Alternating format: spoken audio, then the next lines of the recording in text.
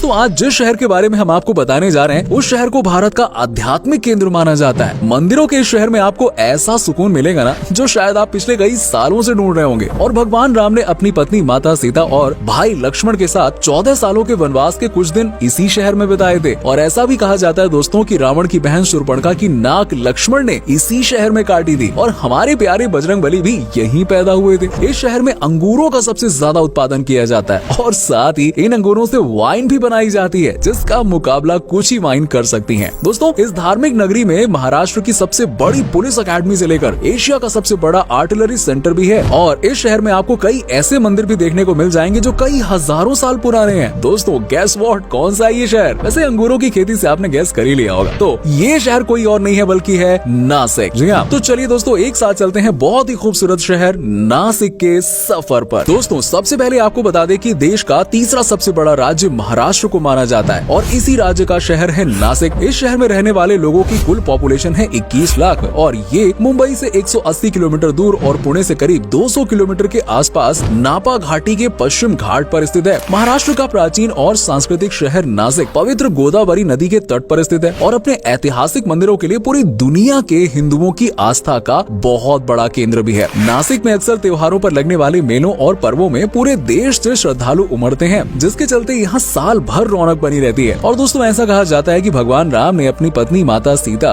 और भाई लक्ष्मण के साथ 14 सालों के वनवास के कुछ दिन नासिक में ही बिताए थे। और इस शहर के नाम को लेकर कहा जाता है कि यहाँ लक्ष्मण जी ने रावण की बहन शूर्पणखा के नाक काटी थी और इसीलिए इस जगह का नाम नासिक पड़ गया। दोस्तों नासिक कई महान हस्तियों का घर भी है। भारतीय सिनेमा के पिता श्री दादा साहब फाल्के अनंत लक्ष्मण कान्हेरे एक भारतीय स्वतंत्रता सेनानी थे जिन्होंने जी जान लगाकर देश के लिए अंग्रेजों के खिलाफ लड़ाई लड़ी। दोस्तों नासिक हीरा जिसे आई ऑफ द आइडल डायमंड के रूप में भी जाना जाता है, ये 43.38 कैरेट का एक बड़ा हीरा है जिसे 1930 तक दुनिया के पहले 24 महान हीरो में से एक माना जाता था। ये आंध्र प्रदेश के कोल्लूर की गोलकुंडा खानों में पाया गया था और महाराष्ट्र राज्य में नासिक के पास त्र्यंबकेश्वर शिव मंदिर में शिवलिंगम का श्रृंगार था। लेकिन हाँ, तीसरे एंग्लो मराठा युद्ध के दौरान ब्रिटिश कंपनी यानी कि ईस्ट इंडिया कंपनी ने इस हीरे को लूट लिया। अब लेबनान के एक संग्रहालय में इसे रखा गया है। हालांकि भारत में इसकी वापसी की मांग की जा रही है, अब देखिए कब आता है। वैसे दोस्तों नासिक धार्मिक शहर होने के कारण इस शहर में कई प्राचीन मंदिर मौजूद हैं, जिसमें त्र्यंबकेश्वर तीर्थ स्थल एक महत्वपूर्ण ज्योतिर्लिंग है। इसकी खासियत ये है कि यहाँ के लिंग में 3 देवता यानी कि भगवान ब्रह्मा, भगवान विष्णु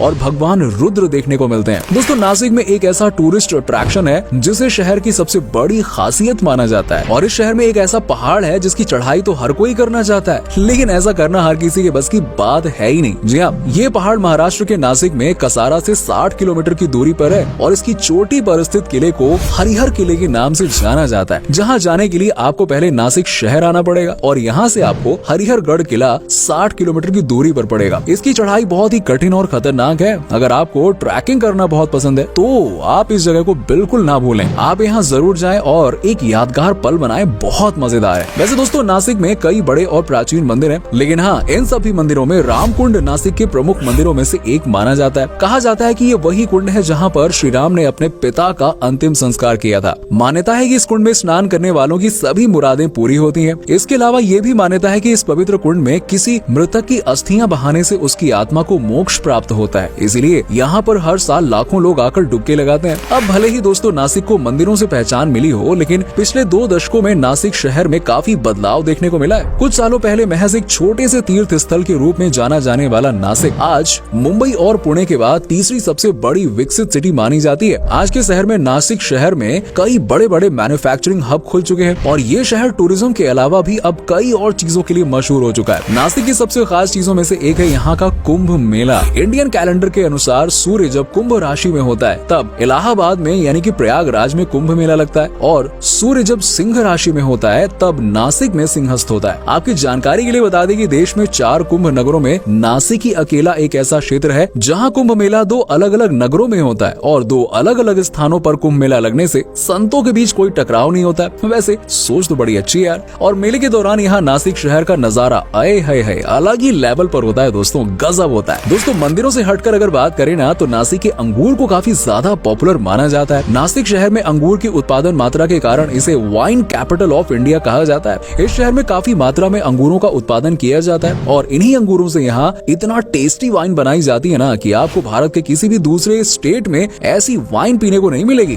नासिक में हर साल वाइन फेस्टिवल का भी आयोजन किया जाता है। क्यों, पहली बार सुन रहे हो क्या? लेकिन हाँ, ऐसा होता है, शौक मत होइए, जिसे सोला फेस्ट भी कहा जाता है। दोस्तों, नासिक जिले में कई वाइन यार्ड भी हैं, जहां स्थानीय अंगूर उत्पादक और वाइन फैक्ट्री मालिक घरेलू और विदेशी टूरिस्ट को नासिक की तरफ अट्रैक्ट करने के लिए हर साल वाइन फेस्टिवल का आयोजन करते हैं। ये वाइन फेस्टिवल हर साल फरवरी से लेकर मार्च तक चलता है। फेस्टिवल के दौरान लोगों को 20 से 40% तक की छूट दी जाती है। और आपको जानकर हैरानी होगी दोस्तों कि देश में वाइन बनाने वाले कुल 110 स्थान हैं, जिसमें से 48 तो नासिक जिले में ही है। जी हाँ, और रिपोर्ट्स के मुताबिक देश में करीबन 20 मिलियन लीटर वाइन बनाई जाती है, जिसमें से आधी यानी कि 10 मिलियन लीटर वाइन अकेले नासिक शहर में बनती है। यहाँ के वाइन की दुनिया भर में मांग है। अगर आप भी वाइन के शौकीन है ना, तो यार आ जाओ, फेस्टिवल में एंजॉय करो, शामिल हो जाओ और आप भी नासिक जाकर इस वाइन फेस्टिवल में एंजॉय जरूर करना। दोस्तों, नासिक को सिर्फ एक आध्यात्मिक शहर के तौर पर नहीं बल्कि शॉपिंग के लिए भी जाना जाता है। बहुत से लोग ये नहीं जानते हैं कि ये धार्मिक स्थल होने के साथ ही साथ अपनी कई और चीजों के लिए फेमस है, जैसे यहाँ के कपड़े और पेंटिंग्स। नासिक के मार्केट में आपको कपड़े से लेकर प्राचीन वस्तुएं सब कुछ मिल जाएगा यार। और नासिक में वैसे तो कई मार्केट्स हैं जहाँ जाकर आप बेहतरीन शॉपिंग कर सकते हैं, लेकिन सराफ मार्केट इस शहर की सबसे पुरानी और प्रसिद्ध मार्केट है और ये जगह साल भर पर्यटकों और स्थानीय लोगों से भरा रहता है, कभी खाली नहीं होता है। और नासिक में खरीदारी के लिए बेस्ट बाजारों में से एक है। वैसे आपकी जानकारी के लिए बता दें कि नासिक के पांडव गुफाओं के ठीक पीछे स्थित एशिया का सबसे बड़ा आर्टिलरी सेंटर भी है।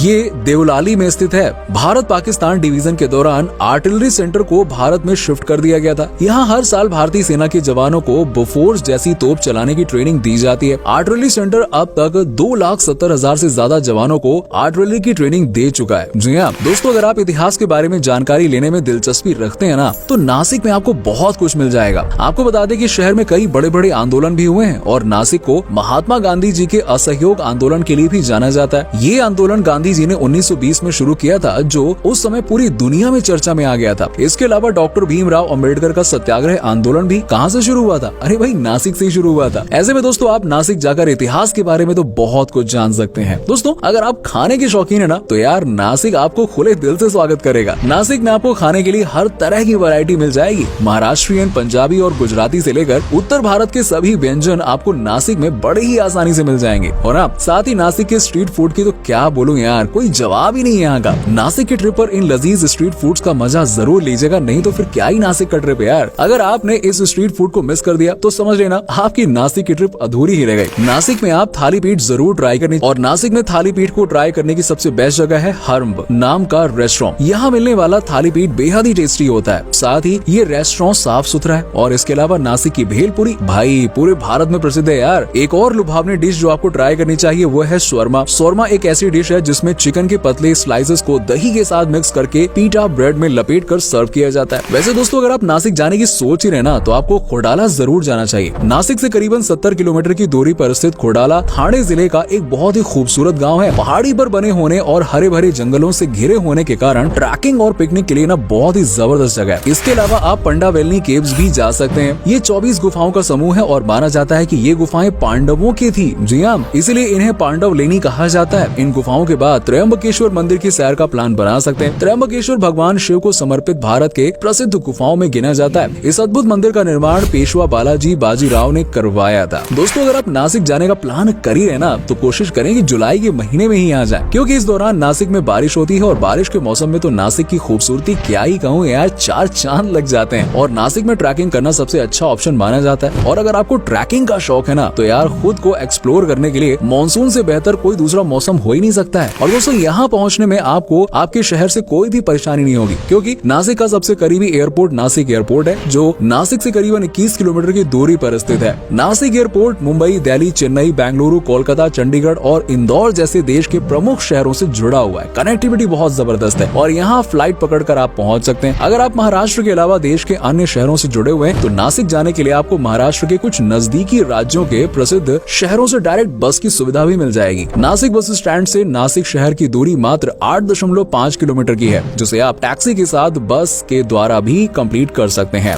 दोस्तों, तो ये था भारत का बहुत ही शानदार शहर नासिक। उम्मीद करता हूँ कि आपको हमारा ये एपिसोड पसंद आया होगा। अगर आप में से कोई नासिक से है तो हमें जरूर बताना। साथ ही साथ हमें नीचे कमेंट करके जरूर बताइए कि आज के एपिसोड में आपको नासिक की कौन सी बात सबसे अच्छी लगी। वैसे क्या आप कभी नासिक गए, और गए तो आपका एक्सपीरियंस कैसा रहा, ये भी हमारे साथ जरूर शेयर कीजिए। कीजिएगा। साथ ही साथ इस वीडियो को अपने दोस्तों और रिश्तेदारों के साथ में शेयर करना ना भूलें।